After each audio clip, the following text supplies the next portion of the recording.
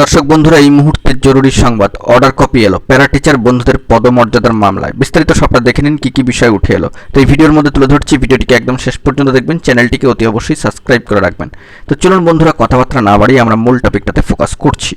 বন্ধুরা, ইতিমধ্যেই para teacher বন্ধুদের পদমর্যাদার মামলার যে অর্ডার কপি তা ইতিমধ্যে আপলোডেড হয়ে গিয়েছে এবং তা চলে এসেছে 11/8/2026 ডেডলাইনটাকে সামনে রেখে। এবং অত্যন্ত গুরুত্বপূর্ণ সেই অর্ডার ডিটেলস কি রয়েছে আমরা একটুখানি জেনে নেওয়ার জন্য চেষ্টা করব। চারটি পয়েন্টে বিষয়টি উল্লেখিত হয়েছে। 1 number, affidavits of service in both the matters filed by the petitioners in court today are taken on record. 2 number বিষয়, মিস্টার সম্মানীয় লার্নার কাউন্সিলের নামটি রয়েছে। 6, accommodation on the ground that the earlier Learned Counsel who has appeared on behalf of the respondent number 3 has been elevated before this court. Accordingly, the matter may be adjourned so that the newly appointed advocate may represent the respondent number 3.